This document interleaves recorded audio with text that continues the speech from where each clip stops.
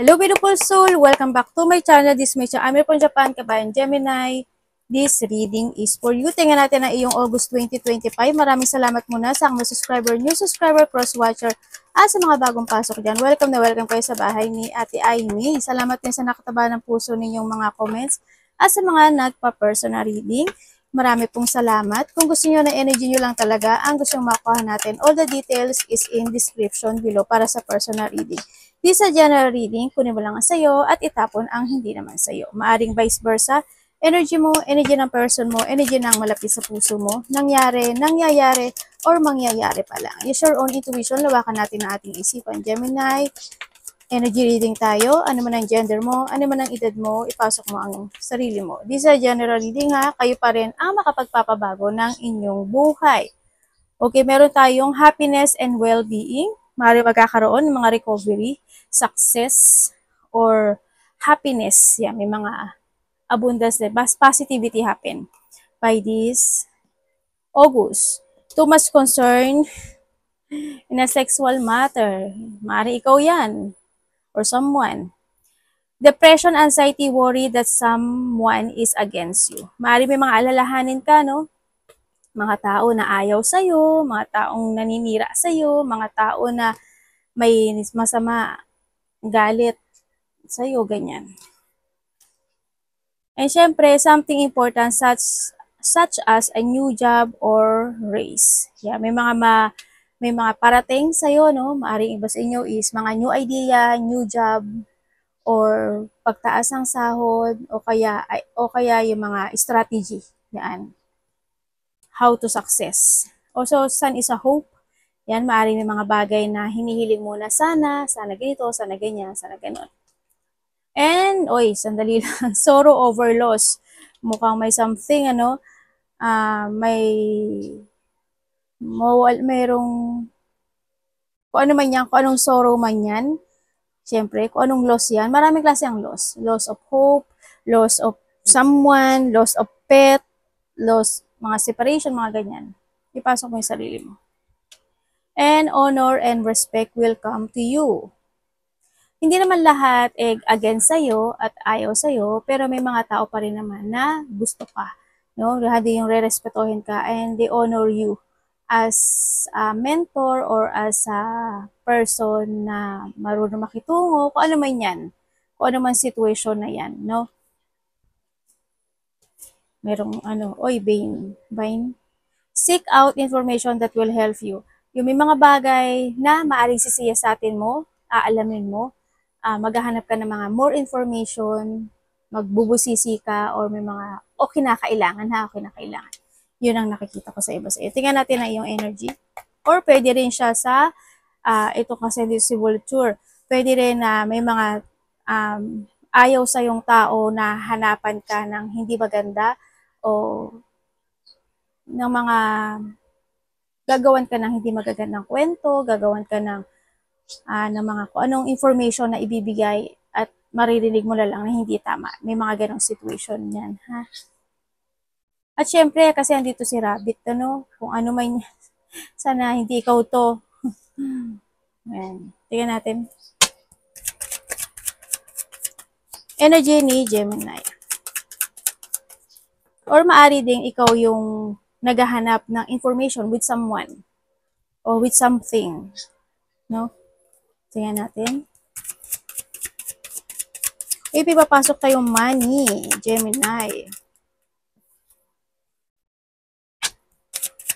Energy. Ano ba yan? Okay, ang energy mo is may taong kakausapin ka. Maring manager mo, boss mo, kapatid mo, karelasyon mo. Yan. May mga mapag-uusapan kayo related to money, work, job, kasi andito rin si job. Yan, may mga gano'n. Trabaho, ganyan. Baka i-raise ka na ng baka may matatanggap ka nga.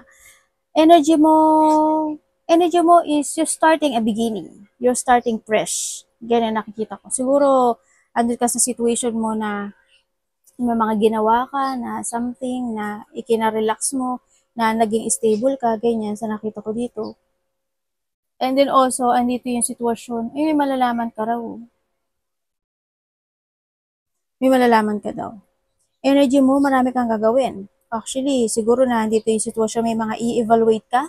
Situation by this August, meron din may mga gagawin ka na you starting something, multiple tasking, o kaya may mga beginning ka na gagawin na multiple priorities by this August. Yun ang nakikita ko sa iba sa inyo. May mga uumpisahan ka. May mga pag-uumpisa na situation. Tingnan natin ang naaching ako. Teka lang. Ay, nawala. Parating. Parating po kay Gemini.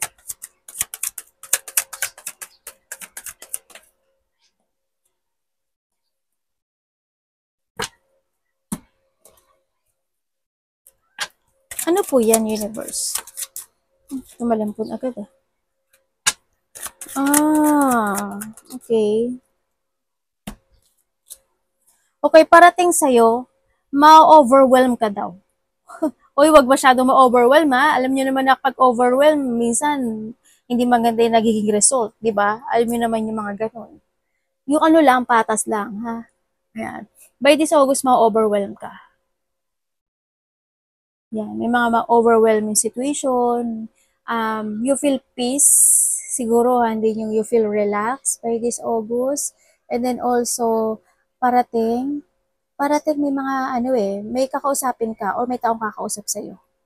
Merong kang isi-share na goals or someone want to share a goal sa'yo. May mga collaboration, partnership, collaboration, coordination, recognition, maaaring ganyan.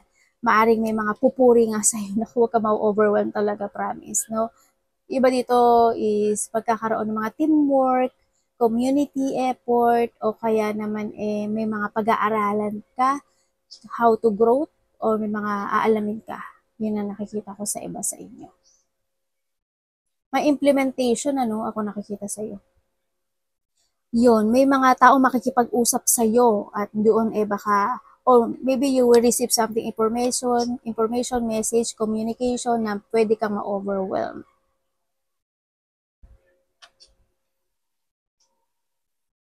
Yun ang nakikita ko sa iyo. Yung iba sa inyo, mari may kakausap or makikipagkita or news, text, ganyan. Kung sa ano man yun, maaring 2, 3, 4 na tao.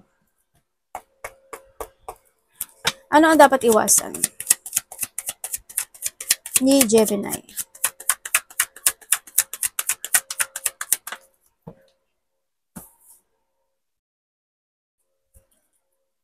Dapat iwasan ni Gemini? Pareho pa. Ano ba yun? Ano yan? 2. Okay, dapat mo iwasan. Dapat mo iwasan yung magkaroon ka ng limitasyon sa sarili mo. Kumbaga, don't limit yourself. Kung alam mo paano pa mag-growth, syempre, yun, gawin mo. Explore ka lang na explore. No, syempre, iwasan mo yung ulitin yung mga nakaraan. Kumbaga yung paulit-ulit na lang, no? Yung cycle ng buhay mo. Iwasan mo panghinaan ng loob, iwasan mo yung mga conflict, syempre, iwasan mo yung hindi pahalagahan yung mga tao o yung mga tao na dumaan sa buhay mo o nagdadaan sa buhay mo. No, pahalagahan, you need to value it. Kung hindi ka nila pinapahalagan, okay lang, at least binavalue mo pa rin sila, nire-respeto mo pa rin sila, ganun. Nakita ko, iwasan mo yung ma-pressure ka, no? Yan ang pedyo, iwasan mo. Sabi rin dito na makinig ka sa mga payo ng ibang tao, makinig ka rin sa opinion ng mga tao, o na nasa paligid mo, and then have faith, syempre have faith. Iwasan mo na hindi ka maniwala sa karma, sa destiny na pwede magbago ng biglaan, good man yan or bad, or iwasan mo yung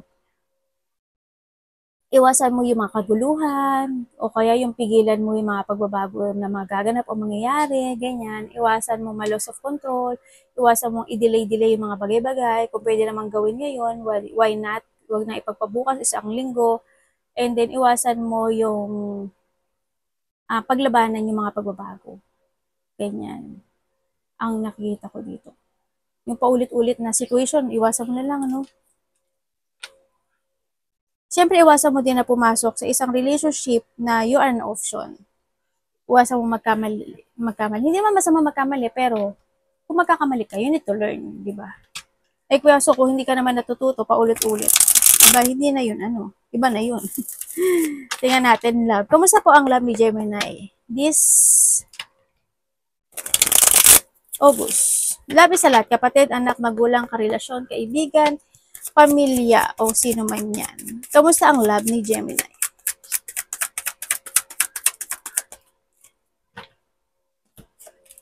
Hala, tingnan mo. Devil.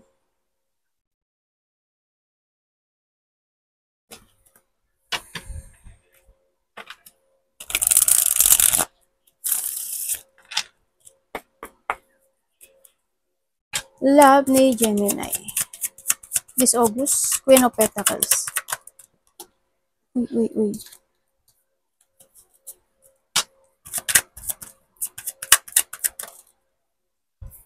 Again, Devil. Nakakarabi ka na, ha? Tingnan nga natin to. Ano pwede ko malaman dito?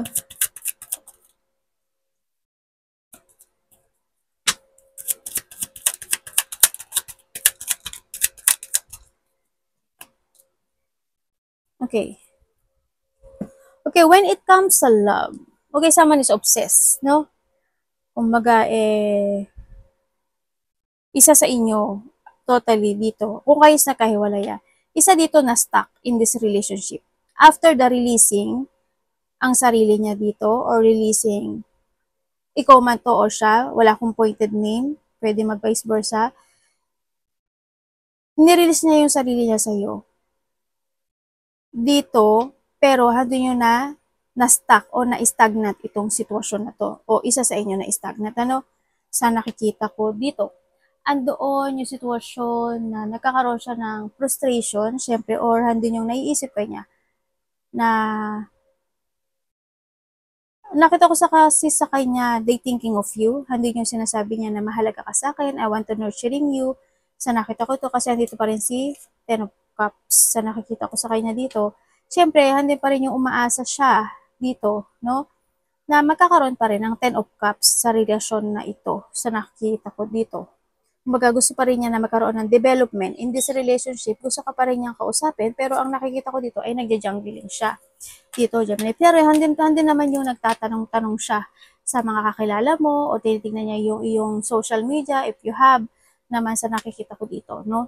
Pwedeng ito sa iba sa inyo is hindi to relationship. Pwedeng siya is maaring your boss, kasama sa trabaho, ganyan, sa iba sa inyo. Ang nakikita ko naman, if you are single, sa mga single, you need to be patient muna, no? Pero, ang nakikita ko dito, may makikilala kayo, na maaring ang makikilala nyo ay iba yung lahi sa iba sa inyo, or maaring iba yung language niya. Maaring Bisaya siya, ikaw Tagalog, o kaya iba yung lahi talaga. Yun ang nakikita ko. Pero mag-ingat ka pa rin, syempre, baka makontrol ka rin, no? Baka kontrolin ka ng tao na to. Yun. Kung kayo is in relationship nitong tao na to, sasabihin mo sa akin, ate, mahal niya ba ako?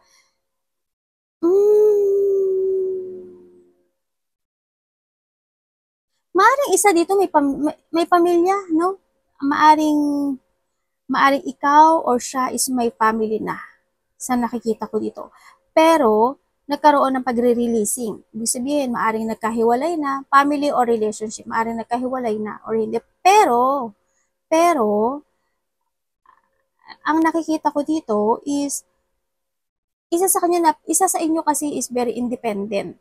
Ang nakikita ko dito, ibig sabihin, independent is, hindi ko nakikita na this person, or ikaw ito ha, hindi ko nakikita na this person is want to invest you forever. Sorry ha kung yun yung nakikita ko. Or maari kung matagal na kayo, siguro nahandun na lang siguro yung pagkakampante nitong relationship sa mga matatagal na talaga ha. Yung handun na lang siguro yung kampante sa isang relationship. Pero isa sa inyo kasi very independent. Alam mo, gagawin ko yung lahat. gagawin ko yung gusto ko, ganyan, dyan ka lang. May mga ganang sitwasyon. No? Yung parang hindi mo siya mapipigilan kung ano yung gusto niyang gawin sa buhay niya. Yun ang nakikita ko dito.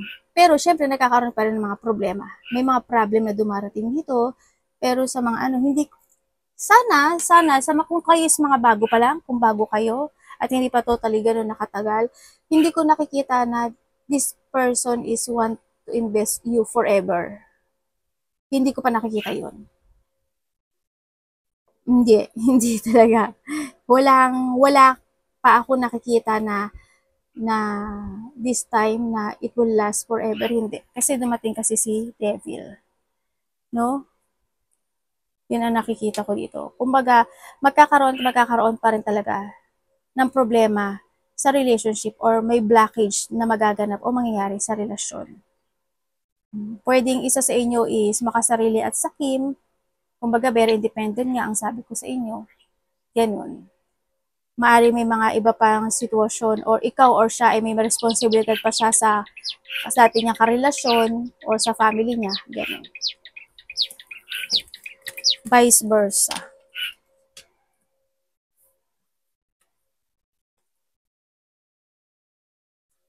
Tingnan natin ang iyong money. Kamusta po ang money ni Gemini?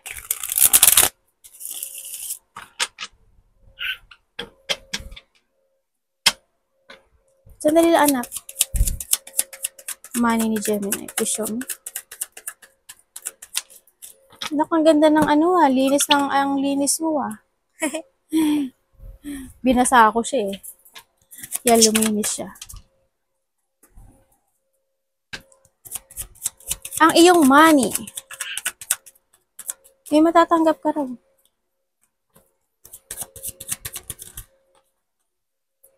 Dami namang lumabas. Naku po, naloko na. Okay, when it comes sa money, may financial problem kayo. May financial problem kayo, pero may mga tao na willing to give you a support and love and support, no? When it comes sa money mo, there's a hope naman, kahit papaano, pero medyo imbalance to, no? Sa nakikita ko dito. Medyo stagnant yung money mo. Ate, mag-growth ba? Hindi ko pa nakikita mag-growth, pero there's a hope.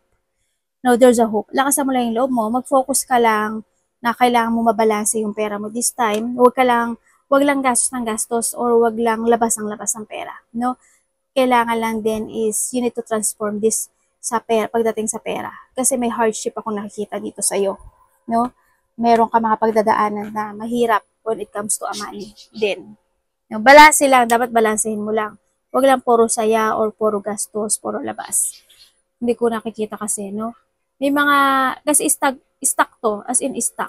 Sana hindi palala na mawalan ka ng pera or masyado kang mahirapan sa pera. Sana hindi lumala siya. Sana kahit platted lang sana, no? Sana hindi dumating yung pinaka-hard situation. Pero sa ngayon, may mga chaos, disorganized yung pera mo. Yan, maaaring hindi ka nakakaipon gaano, ganyan. Na hindi ka nakakaroon for of resources of pagmamanage ka kasi dito sa nakikita ko dito. Yun. Ingatan mo na lang din ha, yung money mo. Kailangan mong itama na yung mga mali mo, balanse mo yung pera mo, always have a clarity kung ano yung pagkakagastusan mo, ano yung dapat, yung mga hindi na kailangan, huwag mo nang bilhin. No? Next time na lang. Next time na lang. Pagka medyo nakaluwag-luwag ka na, ganyan. Yan ang nakikita ko sa dito. And then, syempre, meron din ako nakikita about, siguro, may mga magpapadental. Masakit ba ulo mo, paa mo? Maaaring iba sa inyo ganun. May mga hardship situation, financial problem, you feel alone. Parang nakikita ko, you feel alone o may mga ginagawa ka na you're alone. O hindi yung mga situation na may mga sadness situation, may mga loneliness situation. You feel rejected, you feel abandoned, or parang feeling mo ay nag-iisa ka or walang nakakaintindi, nakakatulong sa'yo. Maaaring ganun sa iba sa inyo, no? Sa nakikita ko dito. Mag-ingat kayo. Iba sa inyo pala, may nakita kong dental clinic. Yan, baka may mga magpapadentist na, ganyan, o may mga papa-cleaning, may mga kinakailangang ayusin, baka ganun, no? Sa iba sa inyo. Baka may mga nabubulok na, ganyan. O kaya naman, may isang sitwasyon sa buhay mo na medyo hindi nagiging maganda. Merong paglala, paglubha, or paghihina, parang ganun. Pang nakikita ko na panghihinaan ka ba ng loob, or may taong nanghihina, or may pagkasira situation, no? Mga relationship ba yan? Kasi dito rin si loss of hope ba yan? May mga ganun akong nakikita sa'yo. Tingnan natin na iyong health. Ikaw or someone into your life. May taong lumabas sa lalaki. May issue ba sa lalaki na health?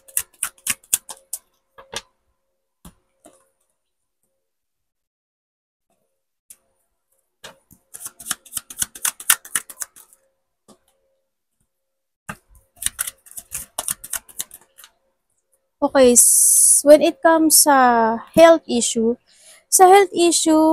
may mga shocking, may mga shocking situation ako nakikita sa iyo, no? Sabihin, may iba dito, may mga inaasikaso, may mga problema, struggle, problem. Ako nakikita dito, marami ka rin iniisip, may mabigat sa iyo sa nakikita ko dito. Siguro meron kang pinapasa na isang problema o isang burden situation when it comes sa health mo this time. Kung saang aspeto ng buhay mo yan, maaring emotions, maaring kung mga kalamnan, buto, dugo, ganyan sa iba sa inyo, or someone into your life, maari din na may sakit ka ba sa bandang tiyan, or masakit ba yung tiyan mo, ganyan, masakit ba yung likod mo, masakit ba yung mga kasukasuan mo, yun ang nakikita ko dito, or someone into your life. No, try to make it balanced din when it comes sa health. Siyempre, nakikita ko naman na balanse ka naman sa mga kinakain mo ngayon, saka sa iniinom mo, or need. Pero nakikita ko na nagiging responsable ka this time when it comes sa mga iniinom at kinakain. Pero mag-ingat ka pa rin. May mga shocking situation pa rin ako. Expected and unexpected pa rin mga darating sa buhay mo by this August sa nakikita ko sa dito. Baka iba sa inyo may mga madidiscover sa iyo or sa part ng family mo, may mga madidiscover ka pa na ikakabigla mo, maaaring ganun. About the health issue. Tingnan natin, any opportunity ba po, universe? Kay Gemini.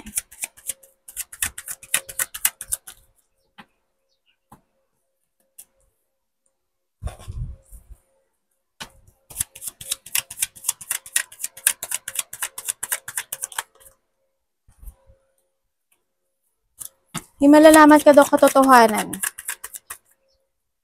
Sabi dito. Okay. May taong gusto maghiganti sa'yo. Or maybe this is you. May tao na dishonest. There's a corruption. Hindi ko alam kung sa party mo no? Kasi we have the family. Maaring hindi ito sa part mo, sa iba sa inyo. O maaring hindi ito sa part mo. There's a corruption. Maaring may taong nandadaya, no? O dinadaya ka when it comes doon sa bagay na yun. May taong dishonest din kasi. Ako nakikita sa iyo dito. And then, may mga unfairness or hindi equal ang pakikitungo or yung hindi equal ang trato. Ay, ano yun? Ano yun, anak? Yun ang nakikita ko sa dito.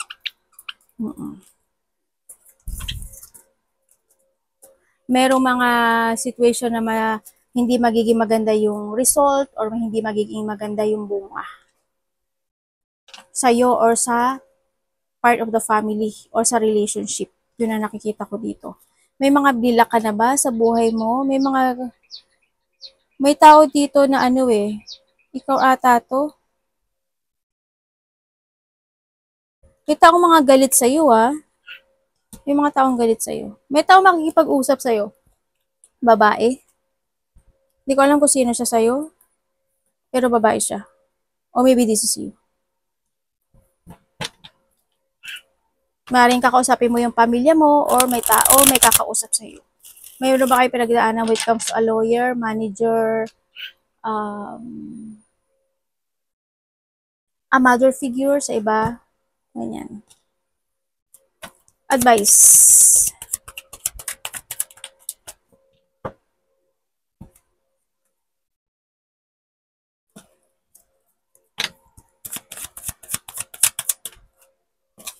Uy, galala. Ba't ganun? May taong galit talaga sa'yo. Okay, ang nakikita ko sa'yo dito, sana huwag ka lang, may mga bagay na hindi mo makikita eh. May mga mali na magkakaroon, ay, pag-isipan mo maigi ha. May mga maling decision making, may mga maling masasabi, may mga maling pagpapasyahan. Sana iwasan mo yun, pag-isipan mo maigi. Sabi ko nga sa'yo, madi-disorganize ka, di ba, sa mga bagay-bagay. And then, something, want to avoid. Parang may tao na gusto kang, o may iniiwasan ka ba, o may taong iniiwasan mo, maaring ganun. No, may taong umiiwas sa'yo. Yun na nakikita ko dito. And then, sa nakikita ko rin dito, siguro yung iba sa inyo is, Lord, pass na ba to?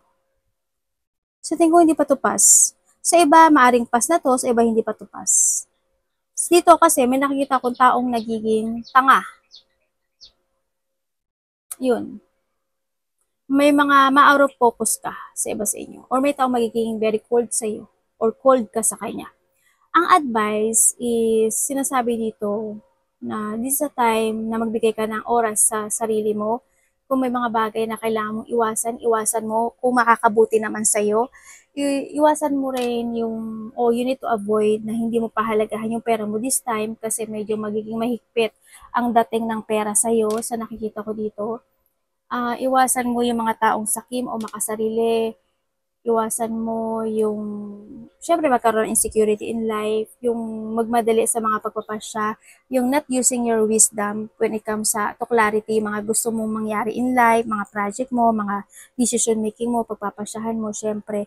Tandaan mo, you are the controller and you are the authority of your life. Wala kang dapat tusihin, kundi sarili mo lang sa mga decision making mo o mga magaganap o mangyari sa buhay mo. Kasi at the end naman, is ikaw pa rin mag-filter kung gagawin mo o i-force mo yung bagay na yun, no? Sa nakikita ko dito. And syempre,